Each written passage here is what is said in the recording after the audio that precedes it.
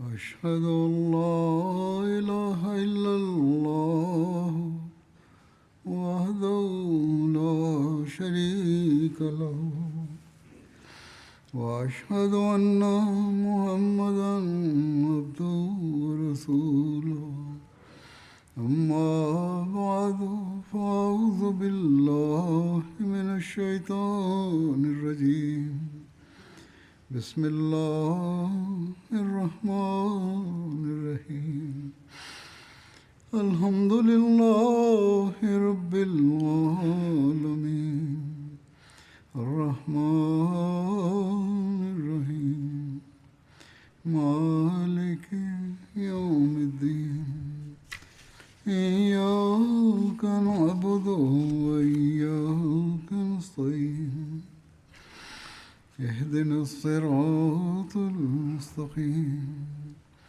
صراط الذين أنعمت عليهم غير المغضوب عليهم ولا الضالين. Bugünlerde sosyal medyanın bir tarafta faydalar vardır. İnsanlar bundan istifade ederler. Ama bazen bazı şeyler, bazı olaylar eziyet verici de gerçekleşir. Ve bundan bunu suistimal ederek muhalifler Cemaat-i Ahmediye'nin aleyhine çok kötü konuşurlar, behude şeyler söylerler. Mesih-i Maud Aleyhisselatü Vesselam'ın aleyhine yalan söylerler ve pislikler dillerine getirirler. Öylesine pisliklerdir ki bir Ahmedi bunları duyunca onların kalpleri yaralanır ve bazı Ahmediler bunları duyunca niyetleri iyi olsa bile bazen yanlış yollarla, yanlış kelimelerle cevap verirler. Ve bu kelimeler bazen yanlış manaya çekilebilir. Bu Ahmediyetin yolu değildir. Bir Ahmedi bundan kaçınmalı. Böyle bir yol izlemekten kaçınmalı. Bizim tutumumuz değildir. Yanlış ifadeler kullanmak, yanlış kelimeler kullanmak bizim tutumumuz değildir. Bizim ağzımızda yanlışlıkla da böyle kelimeler çıkmamalı. Bu kelimelerin herhangi bir şekilde başkaların saygısızlığına neden olmamalı. Muhalifler bunlarını ileri sürerek biz haşa ve haşa ashab-ı kiram veya Peygamber Efendimiz sallallahu aleyhi ve selleme hakaret eden kimseleriz. Bunu muhalifler diye bilmemelidirler. Çünkü bizim kalbimizde Resulullah sallallahu aleyhi ve sellem ve ashab-ı kiramla ilgili ne kadar saygı varsa bunlar milyonda biri bile, yani bunlar içinde milyonda biri bile bunlar o irfana sahip değiller. Resulullah sallallahu aleyhi ve sellem ve ashab-ı kiram hakkında Mesih-i Maud Aleyhisselatü Vesselam sayısız yerde öyle kelimeler kullandı, öyle sözler sarf etti ki bu muhaliflerin aklın ucundan bile geçmez. Bundan dolayı bizim kalplerimizde sadece Resulullah sallallahu aleyhi ve sellemin makam ve mertebesi bulunmamaktır. Onun makam ve mertebesini hiç kimse varamaz. Ashab-ı kiramın makam ve mertebesi bizim kalbimizde çok yücedir.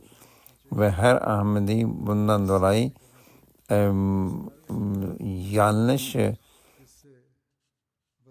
anlaşılmaya müsaade eden kelimeler kullanmaktan kaçınmalı. Bazı Ahmediler efendim çok onurlu davrandık diye düşünürler. Onlara böyle bir şey sorduğumuzda niye bunu yaptınız diye biz efendim bu çok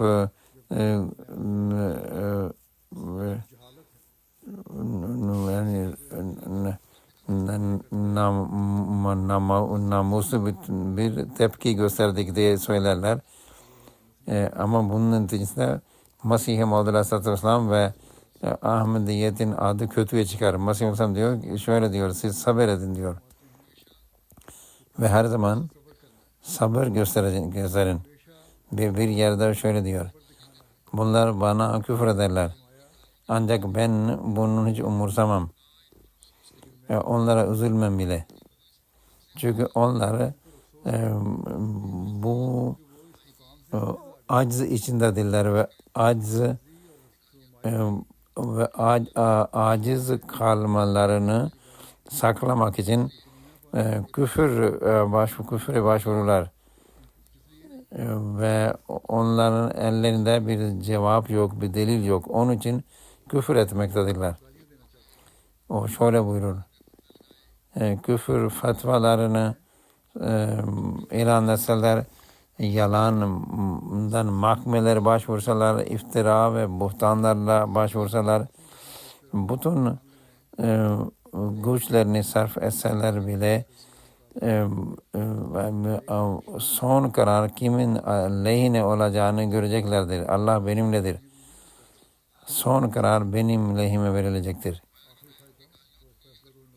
Mesih diyor ki ben onların küfür etmelerini eğer ben umursamaya başlarsam, önem vermeye başlasam, o zaman ben asıl hedefimden, Allah'ın bana verdiği asıl hedeften şaşmış olurum. Onun için ben cemaate nasihat ediyorum ki o küfürlerini dinleyip sabretsinler ve küfre karşı küfür etmesinler. Çünkü böylelikle bereket gider. Onlar yani Ahmediler sabır göstermeli ve ahlak göstermeli, ahlaklı davranmalı. Biliniz ki akıl ve coşku birbirine düşmandırlar. Bir insan öfke halindeyken akılına hakim olamaz. Ama kim sabır ederse ona bir nur verilir ve bunun neticesinde onun akıl ve fikri nurlanır. Ve nurdan nur doğar. Öfke ve coşku durumunda kalp ve zihin kararır. İşte Mesih Musa'nın bu dersini, bu söylediklerini biz hep aklımızda tutmalıyız.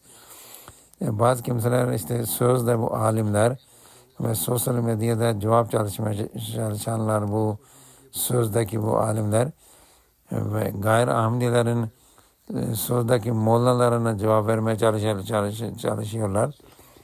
Onlar bu tutumdan kaçınmalıdırlar. Eğer cevap aramak istiyorlarsa alim cemaatin alimlerine ve derin bilgisi olanlara sormak zorundalar. Ve cevapların gerçekten sağlam olması lazım. Ve onların ilzamlarını, suçlamalarını ve delillerini red edecek seviyede olmalı. Mesih Muhammed Aleyhisselam'ın gerçek öğretisine uyun. Yoksa siz Ahmediyet içinde kalarak Ahmediyet'in adını çıkaranlardan olacaksınız. Allah Teala bizi her zaman bunların şerrinden korusun ve bu şekilde yalan ve sözde onurlu davrananlar bu insanlardan da Allah Teala onlardan da korusun. Onları sosyal medyada cevaplar vereceği yerde Allah'a yöneltirler. Namazları kılıp secdelerinde bir dert ve sancı göstermelidirler. Eğer bunu yaparlarsa bunların beklediği veya cevaplarından elde etmek istedikleri sonuçlardan daha güzel sonuçlar elde edebiliriz. İşte her zaman her Ahmedi bunu aklında tutmalı. Ve ve düşmana böyle bir fırsat vermeye ve Ahmedi böyle diyor demeye fırsat vermemelidirler. Bizim ahlakımız çok yüce olmalı. Eğer birisinin ahlakı yüce değilse o Mesih-i Maud Aleyhisselam'ın diyetin hakkını ödememiştir. İşte biz kendimizi sorgulamalıyız. Herkes kendini sorgulamalı. Düşünmeli. ve yalnız cevap verecekler yerde duaya yönelmeli herkes. Allah-u Teala bize bunu muvaffak kılsın ve muhaliflerin şerlerinden beni korusun. Bizi korusun.